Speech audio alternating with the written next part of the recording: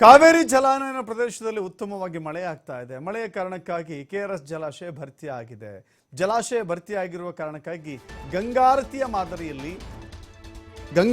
ಮಾದರಿಯಲ್ಲಿ ಕಾವೇರಿ ಆರತಿ ಮಾಡಲಿಕ್ಕೆ ಪ್ಲಾನ್ ಮಾಡಲಾಗ್ತಾ ಇದೆ. ಮಂಡ್ಯದಲ್ಲಿ ಕೆಆರ್ಎಸ್ ಜಲಾಶಯ ವೀಕ್ಷಣೆಯ ಬಳಿಕ ಜಲಸಂಪನ್ಮೂಲ ಸಚಿವ ಹಾಗೂ ಡಿಸಿಎಂ ಡಿಕೆ ಶಿವಕುಮಾರ್ ಪ್ರತಿಕ್ರಿಯೆಯನ್ನು ಕೊಟ್ಟಿದ್ದಾರೆ. ಪ್ರವಾಸೋದ್ಯಮಕ್ಕೆ ಉತ್ತೇಜನ ಕೊಡುವ ದೃಷ್ಟಿಯಿಂದ ಈ ಕಾರ್ಯಕ್ರಮ ಕಾವೇರಿ ಬೃಂದಾವನಕ್ಕೆ ಹೊಸ ರೂಪ ಕೊಡಲಿಕ್ಕೆ ನಿರ್ಧಾರ ಮಾಡಿದ್ದೇವೆ. ಶೀಘ್ರದಲ್ಲೇ ಕ್ಯಾಬಿನೆಟ್ ಮುಂದೆ ಚರ್ಚೆ ಮಾಡಿ ಈ ತೀರ್ಮಾನ ಮಾಡ್ತೇವೆ ಅಂತ ಡಿಕೆ ಶಿವಕುಮಾರ್ ತಿಳಿಸಿದ್ದಾರೆ. ಕಳೆದ ವರ್ಷ ಬಹಳ ಕಷ್ಟದಲ್ಲಿದ್ವಿ, ಆದರೂ ರೈತರ ಹಿತ ಕಾಪಾಡಿದ್ದೇವೆ. ಕಷ್ಟದಲ್ಲಿದ್ದರೂ ಕೂಡ ರೈತರ ಹಿತ ಕಾಪಾಡಿದ್ದೇವೆ. ಕಾವೇರಿ ಅಥಾರಿಟಿ 40 ಟಿಎಂಸಿ ನೀರನ್ನು ಬಿಡುಗಡೆ ಮಾಡಬೇಕು ಅಂತೇಳಿ ಆದೇಶ ಮಾಡಿತ್ತು. ಆದರೂ ಕೂಡ ನಾವು ನೀರು ಬಿಟ್ಟಿಲ್ಲ. ಕೆಲವರು ಬಿಟ್ಟಿದ್ದಾರೆ ಅಂತ ವಾದ ಮಾಡಿದ್ರು. ನಾವೆಲ್ಲರೂ ಚರ್ಚೆ ಮಾಡಿ ರೈತರ ಹಿತ ಕಾಯುವಂತ ಕೆಲಸ ಮಾಡ್ತಾ ಇದ್ದೇವೆ ಅಂತ ಡಿಕೆ ಶಿವಕುಮಾರ್ ಹೇಳಿದ್ದಾರೆ.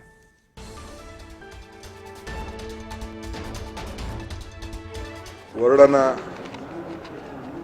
ಕೃಪೆ, ತಾಯಿ ಚಾಮುಂಡೇಶ್ವರಿಯ ಅನುಗ್ರಹ ಇವತ್ತು ಕಾವೇರಿ ನದಿಗೆ ನಾವೆಲ್ಲ ಬಾಗಿನ ಅರ್ಪಣೆ ಮಾಡುವಂಥ ಒಂದು ಸೌಭಾಗ್ಯ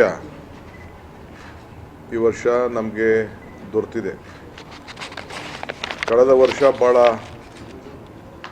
ಕಷ್ಟದಲ್ಲಿದ್ದೋ, ಆದರೂ ನಮ್ಮ ರೈತರನ್ನ ನಾವು ಕಾಪಾಡಿದ್ದೇವೆ. ನಮಗೆ ಶಕ್ತಿ ಮೀರಿ ಅನೇಕ ಅಡೆತಡೆಗಳಿದ್ದರೂ ಕೂಡ ನಮ್ಮ ರೈತರನ್ನ ಕಾಪಾಡೋಂಥ ಕೆಲಸ ನಮ್ಮ ಜಿಲ್ಲಾ ಮಂತ್ರಿಗಳ ಸಮ್ಮುಖದಲ್ಲಿ, ಅವರ ಮುಖಂಡತ್ವದಲ್ಲಿ ಮಾಡಿದ್ದೇವೆ. ಇವತ್ತು ಈ ವರ್ಷ, ಹೋದ ವರ್ಷ 200ಕ್ಕೂ ಹೆಚ್ಚು ತಾಲೂಕುಗಳು ಬರಗಾಲ. ಈ ವರ್ಷ ತಾಯಿ ಕೃಪೆ ನಮಗೆ ಸಮೃದ್ಧಿಯಾಗಿ ಕಾಣ್ತಾ ಇದೆ. ಇಲ್ಲಿವರೆಗೂ, ಈ ದಿನದವರೆಗೂ ನಮಗೆ ಕಾಣ್ತಾ ಇದೆ. ತಮಗೀಗಾಗಲೇ ಗೊತ್ತಿದೆ ಏನು ಕಾವೇರಿಯ ಅಥಾರಿಟಿ ಏನಿದೆ, ಆ ಅಥಾರಿಟಿ